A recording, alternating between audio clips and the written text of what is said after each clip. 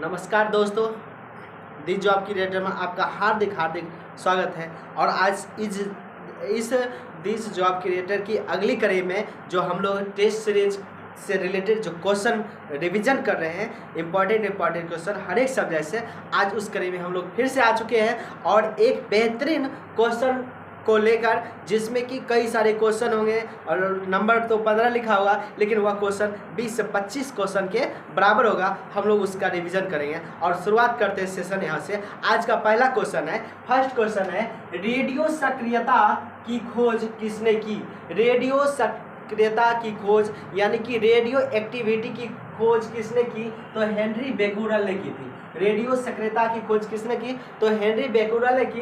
कब की? 1896 में। हेनरी बेक्यूरेल ने रेडियो एक्टिविटी की खोज कब की? 1896 में की थी। और इस शब्द को यानी कि रेडियो एक्टिविटी शब्द को किसने दिया था पहली बार? तो मैडम क्यूरे ने दिया था। मैडम क्यूरे ने रेडियो एक्टिविटी शब्द को दिया था। आज का हमारा नेक्स्ट क्वेश्चन है, दूसरा नंबर, नींबू में कौन सा अम्ल पाया जाता है? नींबू में सिट्रिक अम्ल पाया जाता है। नींबू में कौन सा अम्ल पाया जाता है? सिट्रिक अम्ल। वहीं अंगूर और संतरे में भी यही अम्ल देखने को मिलता है।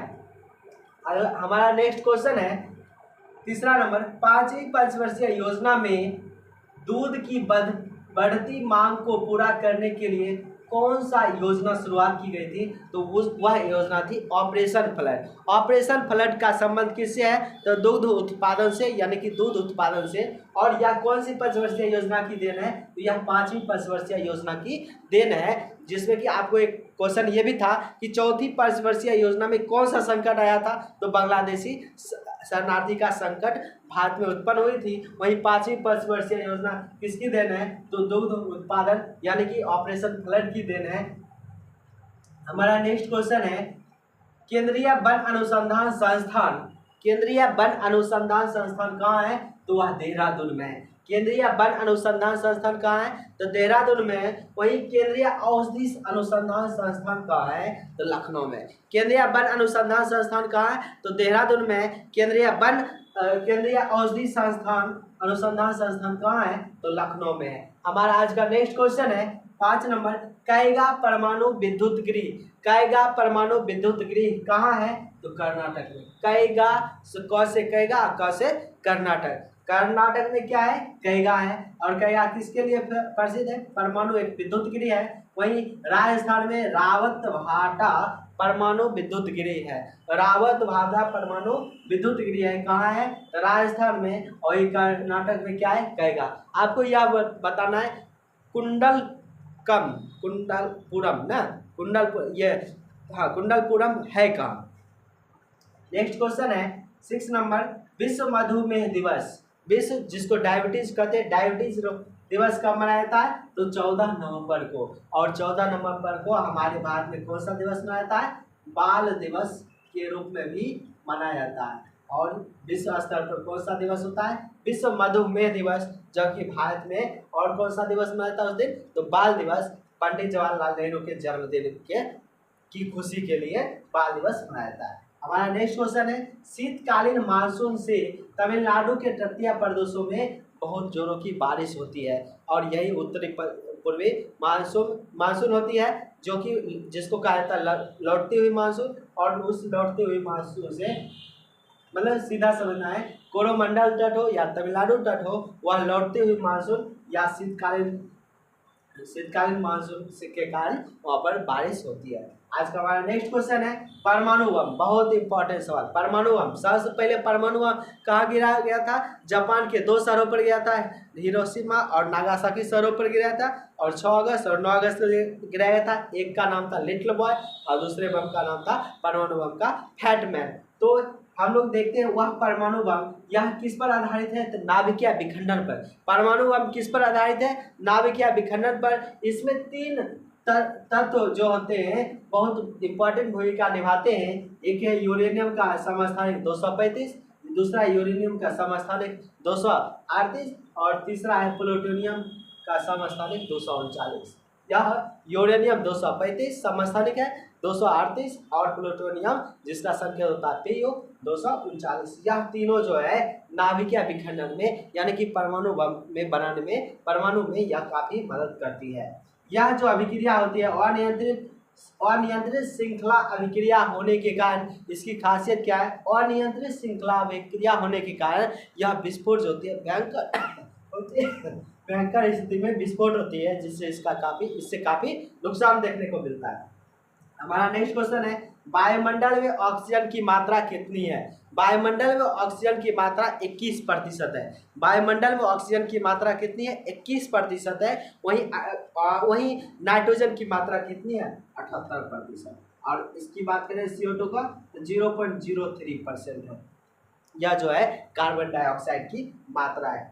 ऑक्सीजन की मात्रा वायुमंडल में 21%, नाइट्रोजन की मात्रा 78%, वहीं कार्बन डाइऑक्साइड की मात्रा 0.03%। आइए हमारा नेक्स्ट क्वेश्चन है 10 नंबर, भारतीय राष्ट्रीय कांग्रेस की पहली महिला अध्यक्ष कौन थी? पहली महिला अध्यक्ष कौन थी? भारतीय राष्ट्रीय कांग्रेस की पहली महिला अध्यक्ष कौन थी? तो एनी बेसेंट थी। दोस्तों, भारतीय राष्ट्रीय कांग्रेस की स्थापना कब हुई थी? तो 28 दिसंबर 1885 को हुई थी और यह ह्यूम के नेतृत्व में हुआ था। और जबकि इसकी पहली महिला अध्यक्ष कौन बनी? तो एनी बेसेंट बनी। और इसका पहला अध्यक्ष कौन था? WC बनर्जी थे। हमारा नेक्स्ट क्वेश्चन है, कांग्रेस के किस अधिवेशन में स्वराज शब्द का प्रयोग किया गया, यानी कि स्वराज की मांग की गई? तो वह था 1906 का अधिवेशन, कोलकाता में हुआ था। दादा भाई नौरोजी इस अधिवेशन का अध्यक्षता कर रहे थे। यानी कि कांग्रेस के किस अधिवेशन में स्वराज शब्द का प्रयोग किया या स्वराज की मांग की गई? तो वह था 1906 का अधिवेशन, जिसमें कि दादा भाई नौरोजी अध्यक्ष थे और यह कोलकाता में था। इसी अधिवेशन में स्वराज की मांग की गई थी। हमारा आज का नेक्स्ट क्वेश्चन है, आधुनिक हिंदी साहित्य का जनक किसे माना जाता है? तो भारतेंदु हरिश्चंद्र को माना जाता है। आधुनिक हिंदी भारत का जनक किसे माना जाता है? तो भारतेंदु हरिश्चंद्र को माना जाता है। हमारा नेक्स्ट क्वेश्चन है, एक पत्रिका है हरिजन पत्रिका, जिसको किसने लिखा? तो महात्मा गांधी ने लिखा। हरिजन पत्रिका को किसने लिखा? तो महात्मा गांधी ने लिखा। हरिजन पत्रिका यानी कि MK गांधी। वही हमारा नेक्स्ट क्वेश्चन है, 2 पुस्तक है, हर्षचरित्र और कादम्बरी। हर्षचरित्र और कादम्बरी पुस्तक का नाम है हर्षचरित्र और कादम्बरी, जिसको किन्होंने लिखा? बाणभट्ट ने। हर्षचरित्र और कादम्बरी को किसने लिखा? बाणभट्ट ने। जो बाणभट्ट यह हर्षवर्धन के राजदरबारी लेखक हुआ करते थे। हर्षवर्धन किसके लेखक? हर्षवर्धन के दरबार में लेखक थे बाणभट्ट, जिन्होंने हर्षचरित्र और क्या लिखे? कादम्बरी। हर्षचरित्र और कादम्बरी के रचनाकार बाणभट्ट, और बाणभट्ट किसके दरबारी लेखक थे? तो हर्षवर्धन के थे। आइए हमारा नेक्स्ट का क्वेश्चन है, बहुत इंपॉर्टेंट है, वायुमंडलीय दाब का मात्रक या इकाई क्या है कहलाएगा? तो बार कहलाएगा या पास्कल कहलाएगा। वायुमंडलीय दाब का इकाई या मात्रक क्या कहलाएगा? या तो बार कहलाएगा या फिर पास्कल कहलाएगा। और 1 बार बराबर 10 न्यूटन मीटर प्रति स्क्वायर होता है। 1 बार बराबर 10 न्यूटन मीटर प्रति स्क्वायर होता है। अब देखिए इसकी खास बात, इस बैरोमीटर की खास बात क्या है? अगर बैरोमीटर में पठन 23 से गिरता हो, अगर बैरोमीटर में पठन उसका जो रीडिंग है वह 23 से नीचे गिरता है, इसका मतलब मौसम जो होगा कैसा होगा? तूफानी मौसम, यानी कि जोरों की आंधी आ सकती है। ठीक है, अगर बैरोमीटर का रीडिंग अचानक नीचे से धड़ाम हो जाए, इसका मतलब क्या हुआ? मौसम कैसा हो जाएगा? तूफानी हो जाएगा। अगर पठन पहले गिरता हो फिर धीरे धीरे ऊपर बढ़ता हो, तो ऐसी स्थिति में वर्षा की संभावना जताई जाती है। ठीक है, अगर पठन धीरे धीरे नीचे गिरा और फिर क्या हो रहा है? ऊपर बढ़ रहा है, तो ऐसी स्थिति में क्या हुआ? वर्षा की संभावना होगी। और अगर पठन लगातार बढ़ ही रहा है, पठन रीडिंग जो है बैरोमीटर का लगातार बढ़ ही रहा है, तो ऐसी स्थिति में यह माना जाएगा प्रति चक्रवात, यानी कि हल्का फुल्का मौसम मतलब हल्का फुल्का हवा चलेगी और मौसम पूर्णतः रूप से साफ होने की संभावना ऐसे दिखेगी। इसमें बारिश बहुत कम होती है, ठीक है। तो इस तरह से हम लोग देखें कि बैरोमीटर का एक बार फिर से रिवीजन कर लेते हैं। बैरोमीटर में क्या होता है, अगर उसका रीडिंग यानी कि पठन 23 से नीचे धराम हो जाए, गिरता चला जाए, तो क्या हुआ, मौसम तूफानी हो जाएगी। वहीं बैरोमीटर में अगर रीडिंग जो है धीरे धीरे गिरेगा और फिर ऊपर उठेगा, इसका मतलब यह हुआ कि वर्षा की स्थिति उत्पन्न होगी।